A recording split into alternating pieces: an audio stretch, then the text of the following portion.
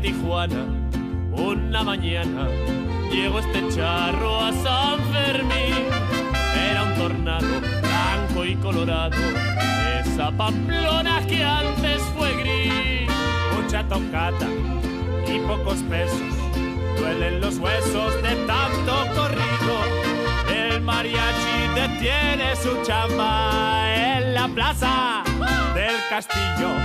1 de enero, va tan despacio la vida, cuando estoy lejos de ti. Por eso sueño este día, 7 de julio, San Fermín. 1 de enero, va tan despacio la vida, cuando estoy lejos de ti.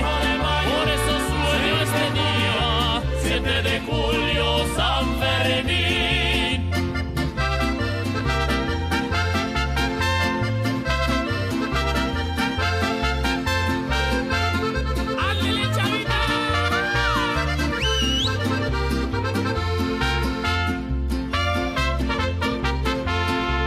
Una chavita dulce y bonita pidió muy lindo una más, esa ranchera que hasta el alma llega, esa del rey que me hace llorar. Ori en sus ojos de azul intenso, nace el sombrero, dejé la trompeta. Yo soy el rey y tú la princesa, y nos fuimos juntos por la estafeta. Va tan despacio la vida, cuando estoy lejos de ti. Por eso sueño este día, 7 de julio, San Fermín. 1 de enero, va tan despacio la vida, cuando estoy lejos de ti. Por eso sueño este día, 7 de julio, San Fermín. El tiempo acaba, vuela y se escapa entre la fiesta y la pasión. Lloran sus ojos tan claros y hermosos frente a la vela de nuestro adiós. Ya no hay palabras que lleva el viento, solo un lamento tan grande y profundo. Nos soltamos lentamente los pañuelos del cuello hasta el próximo 7 de julio. 1 de enero, va tan despacio la vida, cuando estoy lejos de ti. 5 de mayo, por eso sueño este día, 7 de julio, San Fermín. 1 de enero, va tan despacio la vida, cuando estoy lejos de ti. 5 de mayo, por eso sueño este día, 7 de julio, San Fermín. Dani Aristu eta Asier Azparren, zer modu zaudete? Eso, primeran. Kaixo, oso ondo. Hasteko eta behin, aurkeztu ezazue zuen buruak, nortzuk zaituztegu? Bueno, ni naiz musikaria, lan egiten dut musikarekin musika eskola batetan, hemen Hurbil, Orkoienen, Iruñan doan, eta hortxe gabiltza. Eta zure kasuan? Bai, baita, musikaria, eta nik musika eskoletan trompeta ematen dut, baita, eta hori da, zirbezala. Kasu honetan, nunkoa zara? Ni naiz Uartekoa, Uarte Iruña, dago Iruñatik 5 kilometrotara edo. Hori herri nahiko txikitxoa, 3.000 biztanle edo, Iruña herrian egoteko. Eta hortxe oso eroso, bizi gara. Eta zure kasuan, Dani? Irunberrikoa naiz. Irunberri herri txikia da, 1.500 biztanle ditu, eta han musikarekin aritzen gara. Bai. Zure kasuan, Asier, Uarten euskeraz mintzatzen da oso maiz jendartean, eta zure kasuan ere? Oro harrez. Nire adibidez nire emaztearekin bai, biak euskalduna gara, orduan ez dugu beti euskeraz egiten, baina gehienetan bai. Eta gero herrian, Bueno, aritzen da, baina ez gehiena gaztelera, bai. Badago euskaltegi bat, eta ara badoa Iruñerritik jendea ikastera euskera, eta bai, mintzatzen da, baina gaztelera gehiago, bai. Eta ilun berrin? Baita orain eta gehiago erabiltzen da euskera, herrian ikastola bat dugu, eta han ikasten dute txikiak, eta entzuten da euskeraz. Zuei bioi nola sortu zitzaizuen grina hori edo kontzientzia gogoa musikariak izateko? Nire aita musikaria zen, baita ere tromboia jotzen zuen, eta nire osoa baita trompetista zen, orduan familiatik. Eta ni baita. Gurasoak dira musikariak, baina afizionatuak. Eta orduan hortik dator, nire amak ere biolina jotzen zuen, urtetxo batzuk egin zituen, eta aitak bombardinoa jotzen du, baita ere bere kasa ikasi zuen, oso gutxi, baina gustatzen zaie, eta hortik dator, bai. Eta ze instrumentu jotzen dituzue? Nik esan da bezala, amako bezala, biolina, bai. Biolina, ni trompeta jotzen dut, bai. Biolina hobe, Eta zuen ibilbide, musikari ibilbidean zehar, ze taldetan jo izan duzue? Bueno, nik beti azten gara trompetak jotzen duguna, txarangetan. Eta txarangatik orkesta batean, aritu nintzen urte pilo bat, eta orkesta utzi ondoren, hau sortu zen, aukera, bai. Eta zure kasuan? Denetarik. Hasi nintzen fanfarre batetan, gurasoekin, gurasoen fanfarrea, aurten ditute gainera 35. urte hurrena. Eta hor hasi nintzen jotzen, gero musika klasika ere, orain nago sinfonieta akademika deitzen den orkesta batetan. Gero baita ere danik bezalako orkesta batetan, Gau Paseo orkesta hauetako batetan ere jo izan dut, urte pare bat. Gero baita ere, adibidez, beste taldetan Cabeza Fuego eta Bizardunak, adibidez. Eta hori. Musika ibide luzea, izan da? Bai, pixkat. Baina orainera etortzen baldin bagara, momentu honetara, zerbaitengatik etorri gara honuntza? Zuen ensaiotako leku berezi honetara, ze taldetan jotzen duzue? Los Tenampas y el Mariachi taldean. Hori da gure taldea. Hori da gure horrengo taldea, bai. Badakizuen noiz sortu zen? Taldea mariatxeekin orain dela 4 urte, no? 4 urte do. Baino, lehendik? Gauza da, hasi zirela Patxi, Mikel eta David. Bueno, Mikel gaur ez dago, baina Patxi, Mikel eta David. Hasi ziren beraiek kantatzen, hiruak, herri, eta musika mexikarra. Eta orduan, gustatzen zitzaien pila bat, eta nola artista hutsak diren, esan zuten zergatik ez antolatu talde bat mariatxia musikariekin Mexikokoak bezala, eta horregatik gaude. Berez, nik gogoratzen naiz nire lagun batek ezkondu behar zen, eta kuadriakoak ospatzeko nahi genuen mexikana edo eskontzarako, eta ditu genuen Los Tenampas.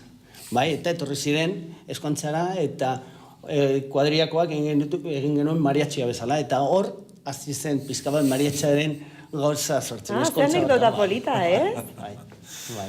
Mikeli asko gustatu zitzaion, nola atera zen, eta esan zidan, hemen zerbait dago, haizu, eta eman genion bueltak, berak eman zion, eta hostik, ateratzen. Eta badakizu ez zergatik izen hori, Los Tenampas y el Mariachi? Bai, da Mexiko DF-ko ostatu oso ospetsu bat, El Tenampa izenekoa. Garibaldi enparantzan. Hor daude, hor biltzen dira mariatxiak, eta hor joan daiteke eta kontratatu hor bertan, kalean, eta beti daude mariatxiak jotzen ostatu horretan, eta hortik dator. Aipatu idazu anekdota polit hori, nola sortu zen pixka bat ideia, baina gero talde bat antolatu zenuten, azken finean etxeko musikaririk hoberenak egon zarete, edo sortu duzue talde hau, nola egituratu zenuten? Hori atera zen Tenampatik, Mikel eta David, bien artean, agenda eskuan hartu eta, bi bolina hau tipo honek deituko dugu eta pizkanaka sortu zen talde hau. Jende gehiago pasa egin da taldetik, baina, musika badekizenoa den eta... Dani dago hasieratik, mariatxia sortu zenetik, baina ni adibidez ez. Duela urte eta piko. Bai. Hori. Ze pila bat gara, eta azkenean gauza bat o beste. Aurtengo taldea... Baina oso gustora gaude. Claro, talde polita zaudete eta nola antolatzen zarete? Azken zinean taldea harmonian ongi antolatzeko? Harmonia baino gehiago, harmonia oso ona izan da hasieratik. Lehenago, ez dakit. Agian antolatzeko, kanta prestatzeko edo, agian sokaz, ez da, bibolinak beraien artean moldatzen dira, gero trompetak, beste trompetan Irunberrikoa da baita, orduan, harreman espeziala dugu trompetak eta gure lan egiten dugu, beraiek berena, orduan.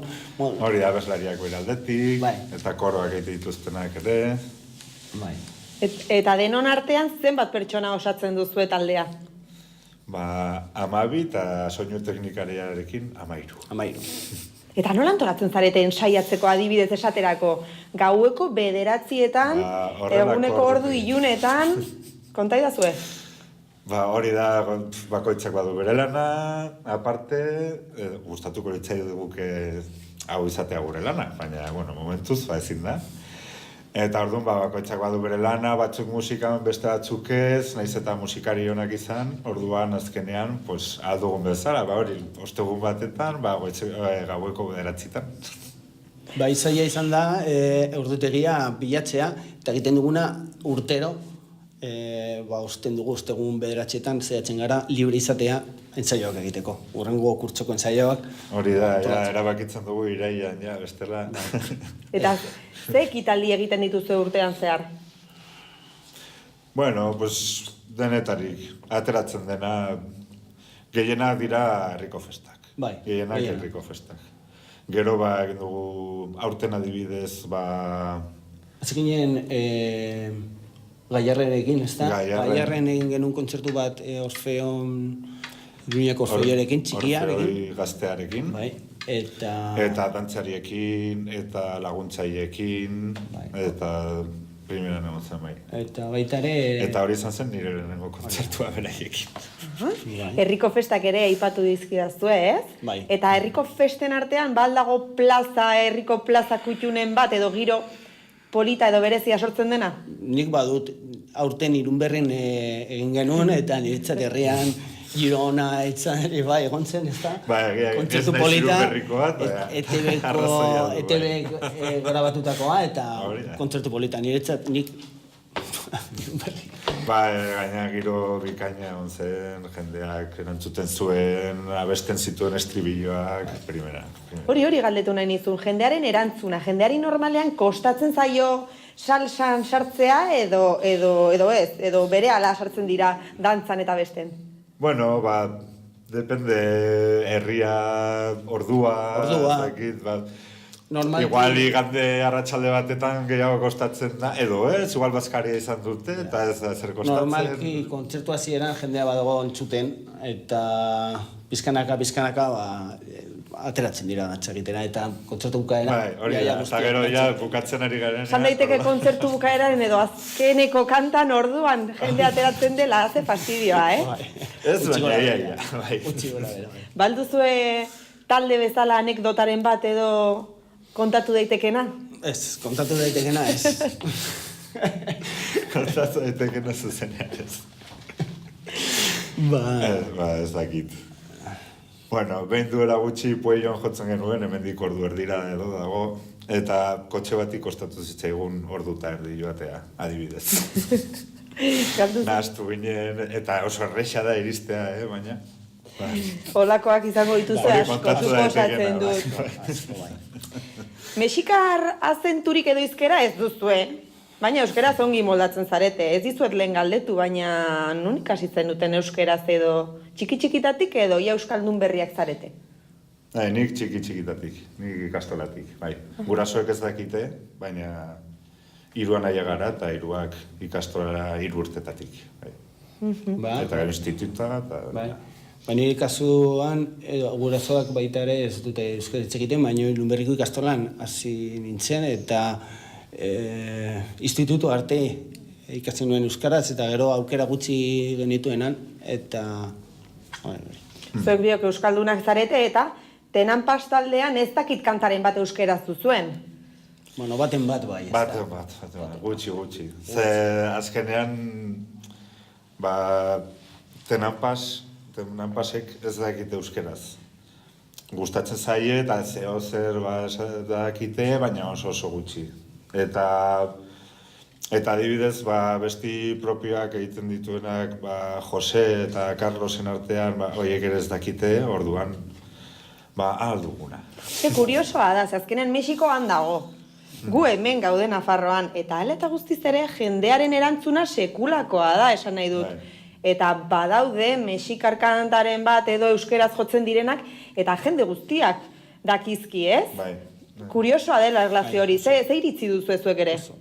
Hori da betidanik gainera, Kojon Prieto taldetik, nik uste ordutik, beti ez dakit barneratuta dago festa musika bezala edo hemen Nafarroan, eta mexikarrak oso ospetsuak izan dira. Nik uste ordutik, Kojon Prietotik, gero Zopirotes Txirriaus, zakit, Txutxin Ibañez, ezakit, beti egon da hemen mexikar talderik. Adibidez, Ireki bihotza kanta hori ez hain ezaguna dena, eta jende guztiak daki, txiki-txikitatik nik uste eskolan ikasten dugun kanta dela, eta zuek ere jotzen duzuela taldean, ez da?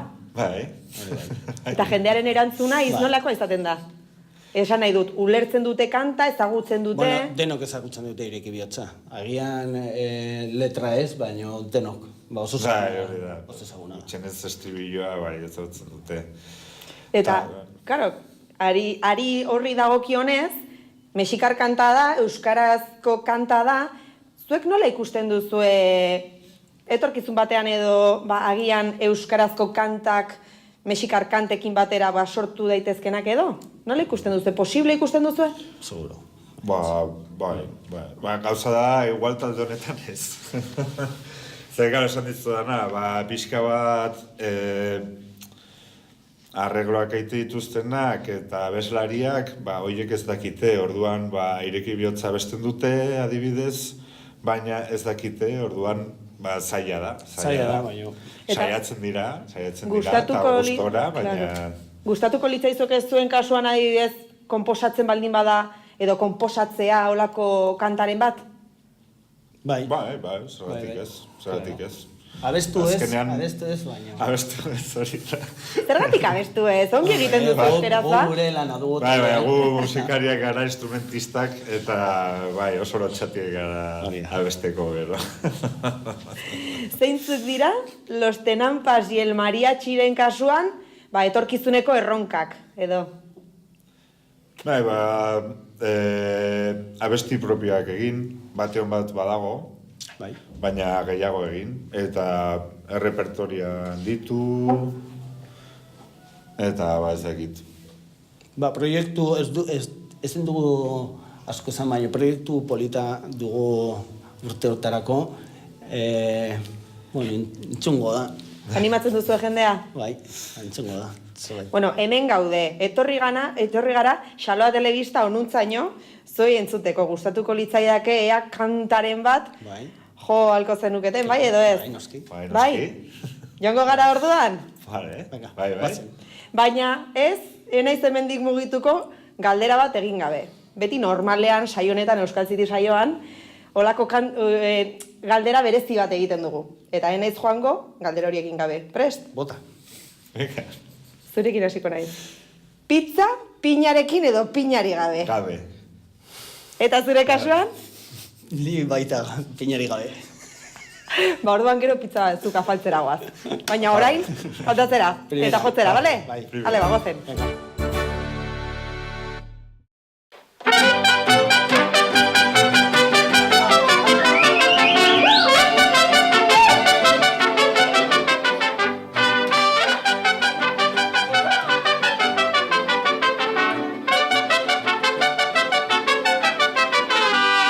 Por ahí viene el gavilán.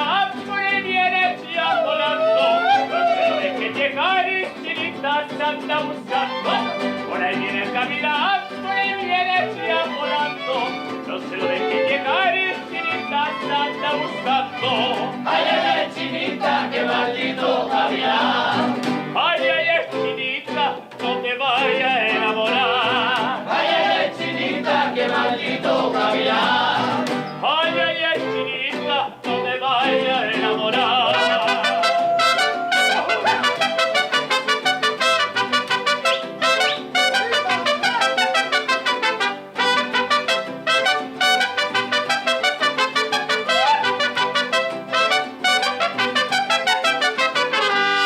Por ahí viene la vida, viene por la nopalera y busca las nubecitas, las de 20 primavera. Por ahí viene la vida, viene por la nopalera y busca las nubecitas, las de 20 primavera. Ay, ay, ay, chinita, qué maldito gavilán. Ay, ay, ay, chinita, no te vayas a enamorar. Ay, ay, ay, chinita, qué maldito gavilán. Ay, ay, ay, chinita, no te vayas a enamorar.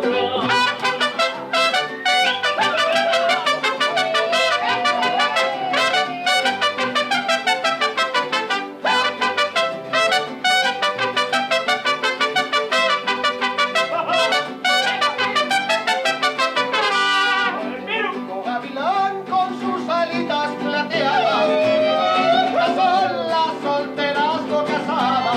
Qué bonito gavilán con sus alitas plateadas, pero más bonitas son las solteras no casadas. Ay, ay, ay, chinita, qué maldito gavilán. Ay, ay, ay, chinita, no te vayas a enamorar. Ay, ay, ay, chinita, qué maldito gavilán. Ay, ay, ay, chinita, no te vayas a enamorar.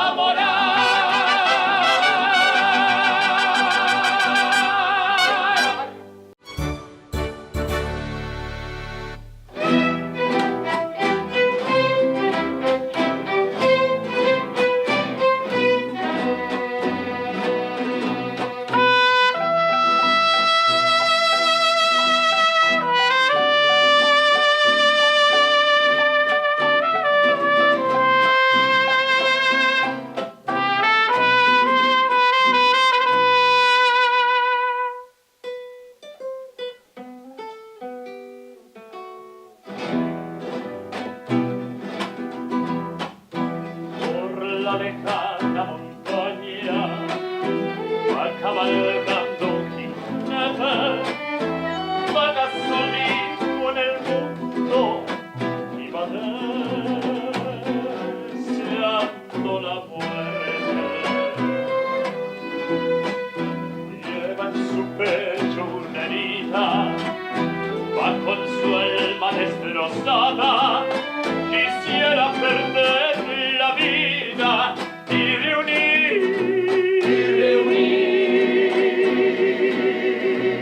reunirse con su amada. La quería más que a su vida y la perdió para siempre. Por eso lleva una herida, por eso busca la muerte. Por eso lleva una herida, por eso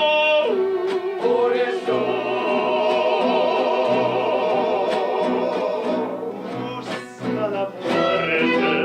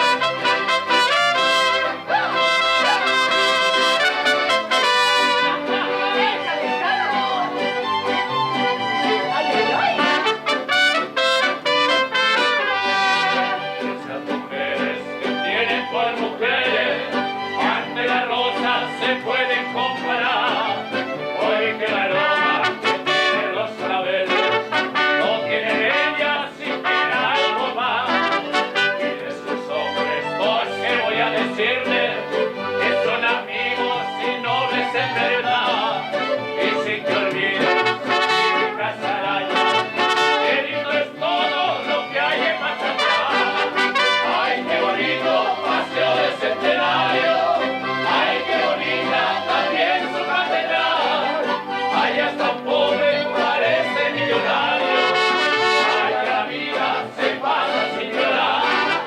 Yo soy juareño, nacido aquí muy lejos, y sin embargo les pido en mi cantar que tienen todos ustedes un orgullo, el gran orgullo de ser de más atrás.